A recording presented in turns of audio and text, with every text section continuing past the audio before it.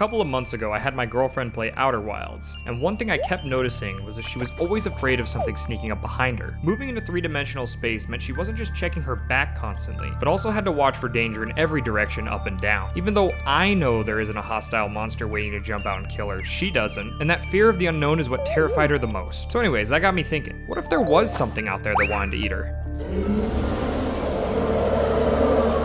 She's been asking for a while for a new alien world to explore, and I don't plan on pulling my punches. That's exactly what she's gonna get. Sea monsters and all. I made my girlfriend play Subnautica. Oh my god. I feel like that's dangerous. Oh.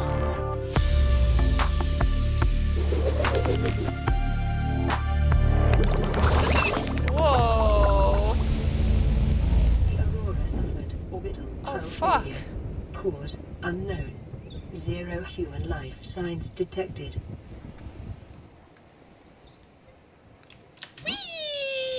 Right away, something clicked between my girlfriend and Subnautica. If I could dream up a game, this would probably be it. It's difficult enough to keep her out of the water in real life, so I guess I shouldn't be that surprised. I'm about to scan everything in this fucking ocean. So she, for lack of a better term, got immersed. Right away, survival is one of the main goals of the game, and managing food and water is at the top of your list. Unfortunately, her inability to eat anything cute significantly lowered her odds of survival. Oh my god, he's so cute. I can't do it. I'll eat one of the ugly fish. It doesn't help the game lets you build an aquarium and swim with your dinner before you eat it. You don't know it yet, but one of you guys is gonna be dinner. Aside from food and water, the other precious resource you need to keep an eye on is oxygen. I think breathing is gonna be like a thing. A lot of times my girlfriend was having such a good time, she'd forget she needed to breathe. It's like a little octopus. Ah, I gotta get oxygen. Where the hell's the entrance? The AI will usually give you a 30-second warning, but she loves pushing her luck, so half the time, don't expect her to start surfacing until she's already choking. Shit. Oh my god, no! I'm gonna die already. Exploration in games has been a major drive in what my girlfriend's been playing recently. Subnautica seemed like an obvious pick because most of the game is a wrestling match between your helplessness and curiosity. As much as you don't want to know what's down there, the only thing that's worse is never knowing. Ah, pink! Even though things get harder to see at night, there's so much bioluminescence, you can almost forget how hostile the world is. A big factor that keeps you going is that as scary as things are, they're also quite beautiful. But it doesn't take long to find a reminder that not everything in Subnautica is friendly. I don't even care where I'm going, just go! When starting out, it seems like it's only natural for new players to gravitate towards the crashed ship, because it's by far the biggest landmark they have to aim towards. It's also, unfortunately, a location that's absolutely crawling with Reaper Leviathans. After her first visit to the ship, she was beyond scared straight, and didn't make it back until she was desperate to scan more blueprints. The scar they tore in her confidence didn't stay with the ship though. The thing was, once she knew they existed, she was constantly on the lookout for them. She ended up hypersensitive to every sound in the ocean, and even when swimming around her base was checking over both shoulders. Her fear never completely went away, but she found relief in other facets of the game. I knew that out of everything Subnautica had to offer, the building would more than likely be the thing she zeroed in on. Habitat builder. Is that a habitat for the fish or me? After collecting your first few materials, it's pretty natural to start running into some storage issues and outgrow your life pod. This is around the time you'll start exploring the building systems. Hilariously, she hadn't quite adapted to how much time she'd be spending in the water, and that was best illustrated by her instinct to try building her base on the surface. Hey, Nick. Are you in the shower? How the hell do I get in my base? I know I just said she loved the base building, but she also hated the base building. It all comes down to building integrity. Her favorite thing was having tons of windows and glass tubes to look around with, but go figure, that lowered the integrity so much, she'd be half underwater by the time she was done. Ah, shit. What happened? I thought we were good. One of my biggest grievances while playing Subnautica was all the tedious collecting of things. That, coupled with the cumbersome inventory and storage issues, really dampened my creativity. Is there a way to do, like, all my metal salvage into titanium, like, all at the same time? No, I wish. Oh my god. Wait, you're not kidding? Unfortunately, no. Fuck.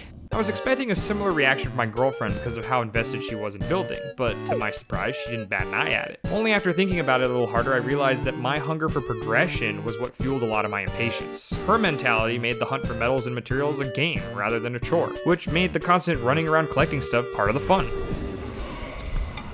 Oh shit. Hello there. Even though the majority of the game is spent underwater, you aren't always stuck swimming. There's a handful of occasions in Subnautica where you have to navigate by foot, but I think it's safe to say a lot more effort was put into swimming mechanics than the walking ones. Hilariously, my girlfriend rationalized her complaints about why walking on land felt so weird and awkward by coming to the conclusion that it must be because she didn't take her fins off. It's so weird, like this is so awkward. Am I like still wearing my fins or something? You don't have to play Subnautica for very long before you start finding some of its shortcomings. Whoa! Is he supposed to do that? What the hell? The game has some major pop-in problems, and you'll occasionally get flung across the map for some reason. This is so cool! Can I just like do this forever? Yeah. I originally planned to let my girlfriend exist in blissful ignorance, but it's really saying something about its performance issues that she ended up accidentally asking for a lesson in rendering. Ask me something, anything. Go.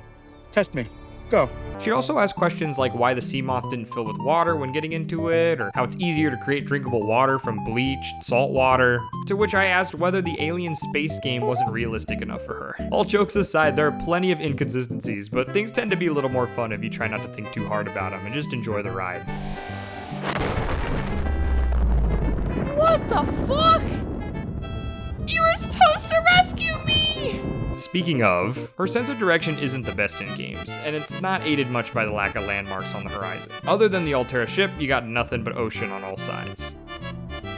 What the heck is this?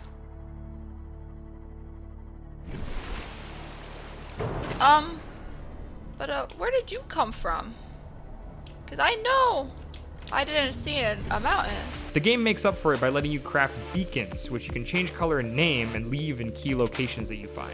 In fact, your vehicles work the same way so that you don't lose track of them. Hilariously, my girlfriend once again provides me with another reason to love her by not realizing you can do this, and instead building multiple sea moths that she would just leave in key locations around the map instead. I feel like I'm in a Mini Cooper dealership. Even with all her precautions in place, she constantly got lost. If you haven't played the game before, there's usually a couple different places on the map where you can find the different biomes. She'd struggle a lot with finding a place and thinking she'd already been there before slowly figuring out she got it all turned around. I feel like this was the place where we... Oh my god!